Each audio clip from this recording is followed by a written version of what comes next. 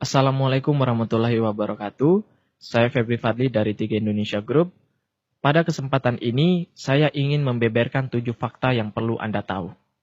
Fakta pertama adalah fakta menabung untung. Tentu adalah hal yang lumrah apabila seseorang ingin memiliki sebuah wadah investasi tabungan yang lebih untung. Di sisi lain, selain untung, juga syariah harus jadi pertimbangan utama kita. Faktanya, tabungan sebagian besar orang selama ini jauh dari kata untung dan syariah. Karena sebagian besar orang menaruh seluruh simpanan tabungan mereka, entah itu di bank, deposito, celengan ayam, atau bahkan masih ada yang menyimpan di bawah bantal. Yang seperti kita ketahui, bunga yang mereka terapkan adalah bunga yang ditetapkan di awal, sebagaimana hukum riba bahwasanya tidak boleh menetapkan bunga di awal. Pertanyaan saya, apakah ada jenis tabungan yang lebih untung dan lebih syariah? Memperkenalkan sebuah wadah investasi tabungan yang aman dan menguntungkan. Aman karena perusahaan berdiri sejak 1975, memiliki kantor cabang hampir di seluruh Indonesia, dan telah diawasi pemerintah melalui Otoritas Jasa Keuangan atau OJK. Syariah karena menggunakan konsep bagi hasil dan tidak menetapkan bunga di depan.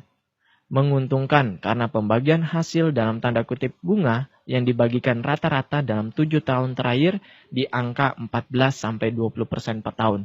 Jauh di atas bunga deposito, jauh di atas inflasi. Iya, yang saya, Anda, dan kita semua cari sudah ada di depan mata kita.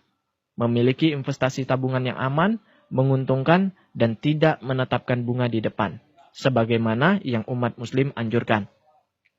Mari kita dengar pengakuan para ahli konsultan keuangan mengenai wadah investasi tabungan CR Unit Link atau reksadana. Investment. Tahun kelima mungkin baru akan kelihatan pertumbuhannya. Biasanya sih 5 tahun juga minimum. Kita sarankan 10 tahun bahkan lebih untuk unit link. Oh, untuk lebih gitu ya. Dan Iya. ini biasanya memang di atas inflasi dan di atas bunga bank. Ya? Di atas inflasi dan atas bunga. Saya jadi senyumnya lebih sumringah sekarang karena reksadana itu ratusan ribu juga bisa dapat. Bener nggak sih Mas? Itu sebenarnya gimana sih? Bener banget. Jadi reksadana itu adalah sebuah produk keuangan yang memang didesain untuk orang awam dan untuk investor yang pemula. Karena investor-investor yang ratusan ribu jutaan rupiah sudah bisa masuk. Sudah bisa masuk. Jadi begini cara kerjanya. Investor dengan modal 1 juta, 5 juta, 500 ribu, dananya terkumpul sangat besar di sini sehingga pengelola reksadana kemudian bisa beli saham, bisa beli obligasi, bisa beli deposito, yang ini semua tentu optimal karena banyak yang dibeli ya nggak, karena dananya besar sekali. Nah nanti kalau sahamnya naik tentu dana di sini makin besar, obligasinya memberikan keuntungan, dananya makin besar. Nah, nanti dibagikan lagi kepada para investor ini. Jadi mirip dengan kita patungan. Nah kemudian kita sama-sama patungan ini ngumpulin uang, kemudian dikelola oleh seorang yang ahli di pengelolanya untuk diinvestasikan lagi ke tempat-tempat yang butuh modal besar. Oh. Karena kalau saham kan 10 juta udah bisa sih sekarang beli saham, tapi kalau mau optimal ada perlu ratusan juta. Obligasi perlu setengah miliar. Deposito kalau bawa 5 juta 10 juta dikasih counter rate. Tapi kalau kita bawa 2 miliar ke bank tentu kita bisa negosiasi kan. Dapat bunga lebih menarik. Bunga lebih menarik. Nah, bagaimana caranya kita sebagai orang awam juga bisa dapat keuntungan yang sama adalah dengan cara beli reksadana.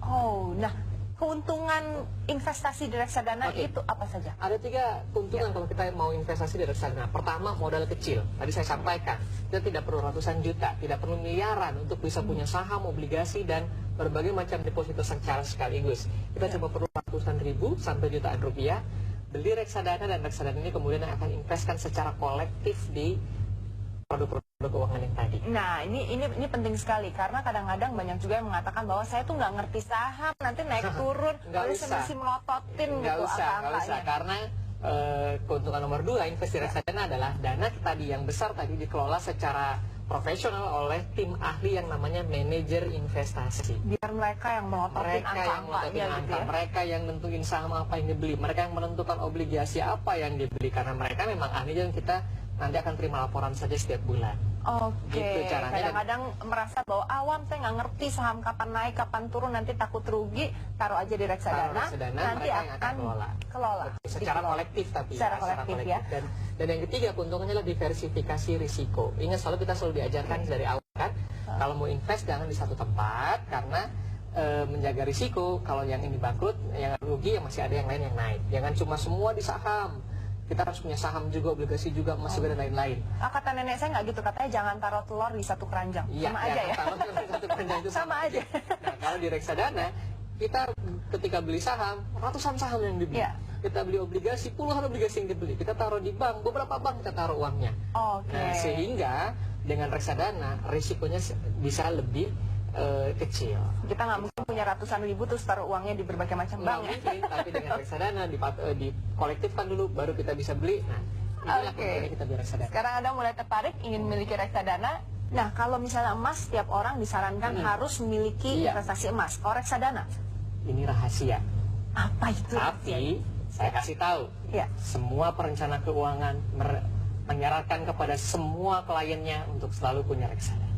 Berapa persen dari jumlah? Itu tergantung perhitungan kita, berapa persen dari aset kan tergantung tujuan keuangan. Tapi ini adalah produk keuangan yang disarankan oleh semua perencana keuangan karena ini produk keuangan yang paling mudah, paling murah, dan paling optimal untuk investasi.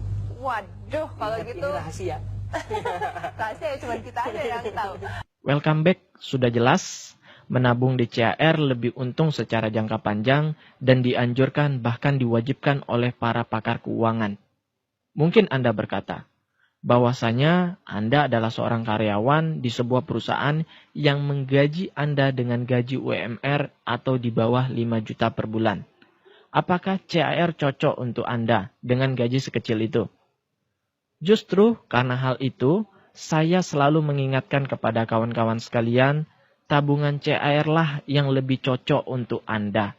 Karena apabila dana Anda simpan di bank dengan saldo hanya 5 juta rupiah saja, maka sudah bisa dipastikan Anda pasti rugi. Coba lihat fakta berikut. Kita tentu hafal dengan irama ini. Yuk menabung, lama-lama kita untung. Itu dulu. Kini jika kita menabung dengan dana tidak terlalu besar, bisa dipastikan kita malah buntung. Karena uang kita akan terus berkurang. Ibu Mariana memang tidak bisa berbuat banyak mengetahui tabungan makin berkurang. Namun kadang tidak punya pilihan lain karena takut jika disimpan di rumah. Biasanya lebih gede potongannya ya. Kalau di rumah tuh ya gimana ya, hati saja kalau ditabung kan nggak mungkin diutak-atik gitu. Perbankan memang menerapkan bunga rendah untuk tabungan. Dengan tabungan 5 juta, 1 tahun tidak pernah bertambah, nasabah mendapat bunga 100.000 per tahun. Dipotong pajak 20%, pendapatan nasabah tinggal 80.000. Dengan biaya administrasi setahun mencapai 120.000, dana nasabah justru berkurang 40.000. Seorang biaya untuk operasional ATM, untuk operasional bank dan sebagainya, itu yang diperhitungkan dalam biaya administrasi untuk pengelolaan rekening tersebut. Itu kan dikelola dengan menggunakan komputer, IT dan sebagainya. Itu yang jasa perhitungannya. Dengan persaingan perbankan dan likuiditas makin ketat serta perebutan dana pihak ketiga makin sulit, perbankan juga makin selektif. Untuk bunga tabungan, perbankan biasanya memberikan bunga tidak lebih 1,75%. Jika demikian, pencanangan ayo ke bank yang pernah digagas pemerintah sepertinya memang bukan untuk nasabah kecil. Vivi Laloyo dan Rudi Utomo melaporkan dari Jakarta. Ya, yang ingin saya katakan, tabungan ini justru dianjurkan untuk mereka yang punya tabungan atau income UMR. Karena apabila Anda menaruh uang Anda di bank konvensional pada umumnya, maka Anda sudah bisa dipastikan akan mengalami kerugian, dalam tanda kutip tabungan Anda tidak bertambah karena bunga, justru berkurang karena potongan atau biaya. Pertanyaan saya sekarang, berapa persen dari income Anda yang Anda tabung rutin setiap bulannya? 10%? 20%? 30%? Atau lebih? Para konsultan keuangan sih memang menganjurkan minimal dari income Anda 10%-nya ditabung. Sekali lagi, itu adalah angka minimalnya. Karena Tabungan 10% itu akan membiayai masa depan kita, masa pensiun kita, masa di saat anak sudah kuliah, masa di saat kita sudah perlu berobat banyak, masa di saat kita ingin ibadah haji atau umroh, dan sebagainya. Pertanyaan saya, apakah tabungan 10% itu dapat mengelola itu semua? Sebagian besar dari kita pasti jawabannya tidak. Maka dari itu, usahakan pula agar menaikkan nominal tabungan kita secara rutin. Bukan hanya 10% saja, karena itu adalah angka minimal saja. Celakanya Bapak Ibu sekalian, jauh lebih banyak lagi orang yang mengatakan, jangankan menabung, jangankan disisihkan, sisa gaji saja sudah habis bahkan kurang di akhir bulan. Maka dari itu, yang harus Anda lakukan adalah ketika Anda mendapatkan income atau gaji, maka minimal 10%-nya langsung disisihkan untuk ditabung, lalu sisanya lah yang dihabiskan, bukan sebaliknya. Fakta menabung untung yang terakhir, menabung bonusnya asuransi. Seperti yang umumnya kita ketahui Bapak Ibu sekalian, bahwasanya CAR adalah perusahaan asuransi. Sehingga kita bisa dapat tambahan fitur yakni proteksi. Apa saja yang kita dapatkan? Hanyalah proteksi jiwa yang nilainya sangat kecil, yakni 21 juta rupiah, tanpa ada kesehatan, tanpa ada rawat inap, dan sebagainya. Seperti yang ada di asuransi lain yang biasanya memberikan uang pertanggungan ratusan juta rupiah, ada rawat inap, dan sebagainya. Tapi tahukah Anda bahwa fitur asuransi tersebut ada biayanya, sehingga akan memotong tabungan Anda setiap bulannya. Berbeda dengan CAR yang benar-benar fokus di tabungannya, dan hanya memberikan uang pertanggungan yang kecil, yakni 21 juta rupiah saja. Sehingga biaya asuransinya pun sangat kecil, yakni rata-rata hanya 30-an ribu per tahun atau 2.000 perak per bulan, disesuaikan dengan usia Anda. Maka dari itu, benar-benar menabung di CAR sangat optimal, karena tidak adanya fitur-fitur asuransi yang memberatkan tabungan kita. Ya, bukan asuransi dapatnya tabungan, tapi tabungan dapatnya asuransi. Sekali lagi, tabungan bonusnya asuransi. Cerdas bukan? Dan benar-benar cocok untuk Anda yang mau menabung. Sebelum menutup video ini, ada satu cerita inspiratif mengapa sebegitu pentingnya menabung. Sebut saja ada seorang pemuda bernama Ali. Ali adalah seorang tukang ojek yang rata-rata mendapatkan penghasilan harian Rp80.000. Karena Ali tidak memiliki motor, maka Ali harus membayar Rp20.000 per hari untuk menyewa motor, Rp20.000 untuk membeli bensin, dan Rp30.000 untuk biaya sehari-harinya. Singkat kata, Ali memiliki Rp10.000 keuntungan bersih yang Ali sisihkan untuk ditabung.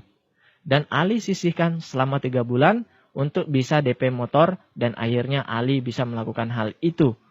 3 bulan kemudian, Ali memiliki sebuah sepeda motor yang digunakannya untuk ngojek. Karena tidak perlu membayar sewa motor harian lagi, maka lebih banyak uang yang Ali bisa tabung untuk DP motor kedua.